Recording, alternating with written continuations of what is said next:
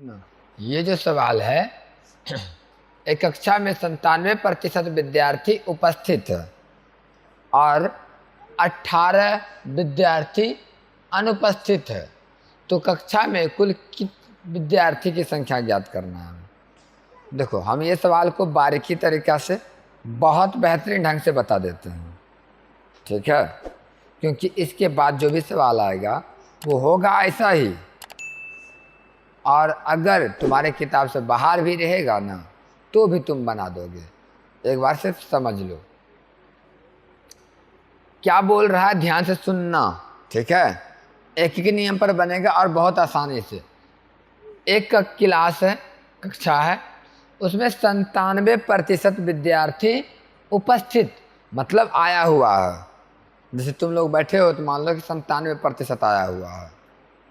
समझा कुछ या नहीं समझा? सवाल जो कह रहा है उस पर ध्यान दो। क्लास में पूरे प्रतिशत मतलब तो 100 होता है ना नन्नू, प्रतिशत मतलब 100, यानी क्या? देखो 100 क्या होता है, अगर तुम्हारे पास तुम 500 रुपये थे, ठीक है, और 100 रुपये किसी को तुम दे दिया है, तो क्या तुम्हारे पास अभी 100% पैसा है? नहीं, अब कुछ परसेंटेज तो घट गया ना। अगर पूरा 500 रहता तब तुम कहता कि मेरे पास 100% है, क्योंकि मेरा सब कुछ मेरे पास है, हो गया। उसी प्रकार से ये 97% है विद्यार्थी, यहाँ पर 100% नहीं ना है, 97% है। और क्या है वो? उपस्थित। उपस्थित मतलब स्कूल में आया हुआ है 97% विद्यार्थी पढ़ने के लिए। बात समझ में आ गया? और आगे क्या कह रहा है वही कि 18 विद्यार्थी अनुपस्थित। 18 विद्यार्थी मतलब 18% नहीं है, 18 गो गिनती के साथ, है ना।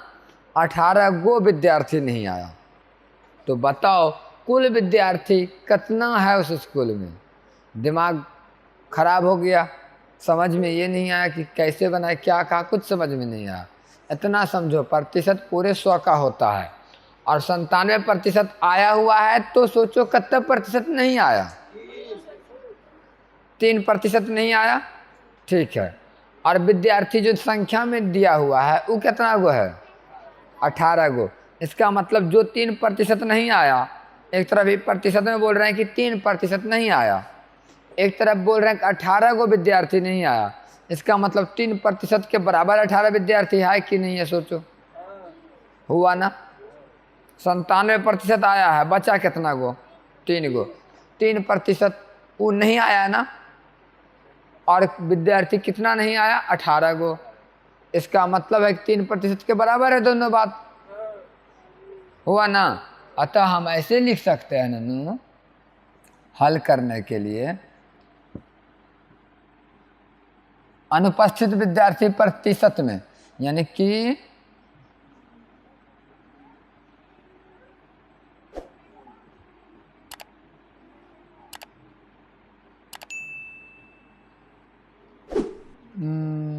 अनुपस्थित छात्र विद्यार्थी, चलो विद्यार्थी लिख लो तुम लोगों के लिए।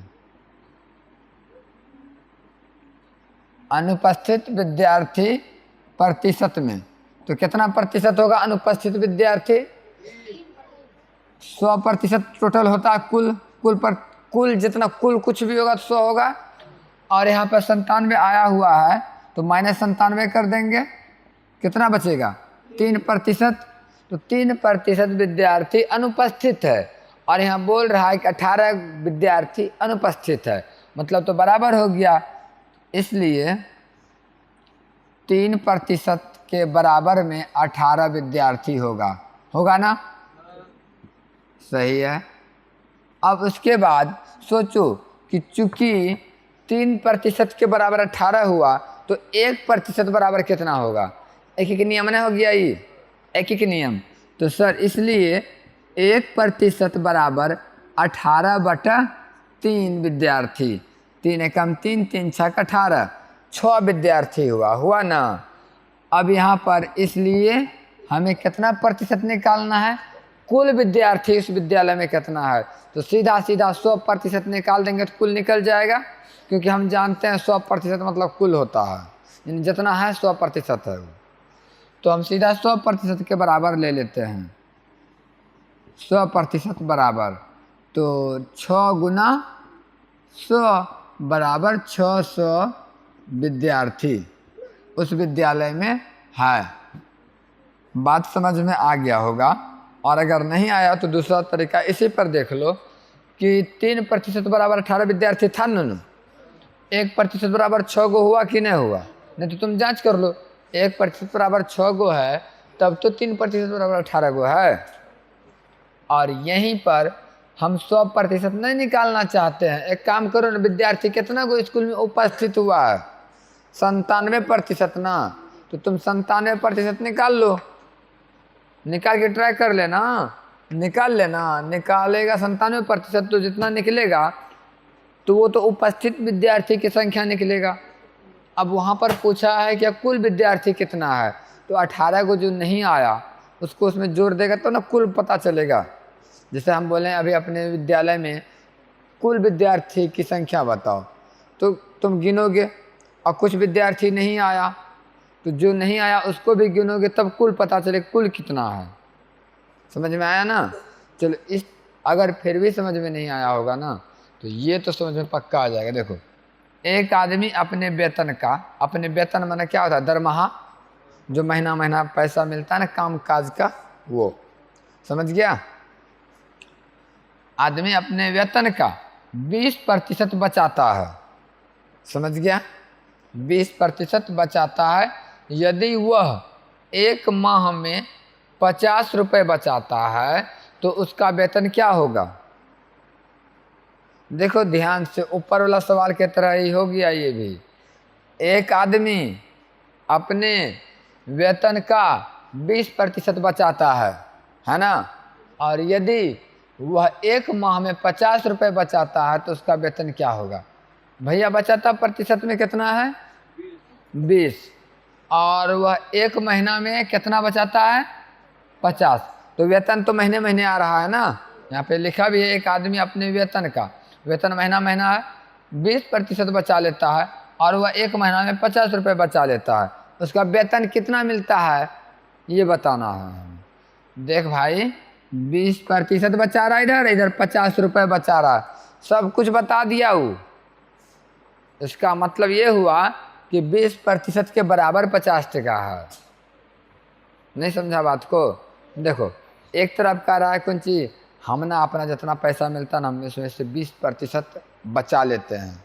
अब तुमको समझे में नहीं आया, 20% मतलब काट का बचा लेते, वो काट का बचा लेता है बताओ यार, वही 50 रुपये बचा लेते हैं, ऐसे बोला। तो इसका मतलब है कि तुम जो पहले बार में बोला 20% और अभी बोल रहा 50 रुपये, इसका मतलब दोनों बात बराबर है। 20% के बराबर है ना, 50 टका हो गया। इसका मतलब अगर हम 100% निकाल लेंगे तो तुम्हारा सैलरी कितना है बता देंगे, है ना। अब तो यहाँ पर करेंगे, चूंकि वही तरीका 20% के बराबर तुम्हारा रुपए हो गए 50 रुपये, ठीक है। इसीलिए 1% बराबर कहेंगे तो 50/20, ये जीरो कट जाएगा, तो 1% बराबर 5/2 रुपये, ठीक है। इसीलिए भाई साहब उसका वेतन जानना है ना, इसका मतलब 100% पूरे निकालना होगा। इसीलिए 100% बराबर 5/2 गुना 100 कटा देंगे तो 50 बार में कट जाएगा, 50 गुना 5 करेंगे तो कितना हो जाएगा? 250। इसका मतलब उसका वेतन कितना है महीना का? 250 रुपये उसका वेतन है, और वो उसमें से 20% बचाता है, मतलब 50 टका बचाता है, ठीक है। कोई दिक्कत नहीं है, समझ में आया? इस तरह का हिसाब फंडा। तो यही सब हिसाब सुगम गणित कक्षा 7 का 5 का डी में है ना। और ये पूरे 5 का डी को बना लेना, जो फिर नहीं बनेगा तो हम हैं, कोई दिक्कत नहीं है, ठीक है, समझा देंगे।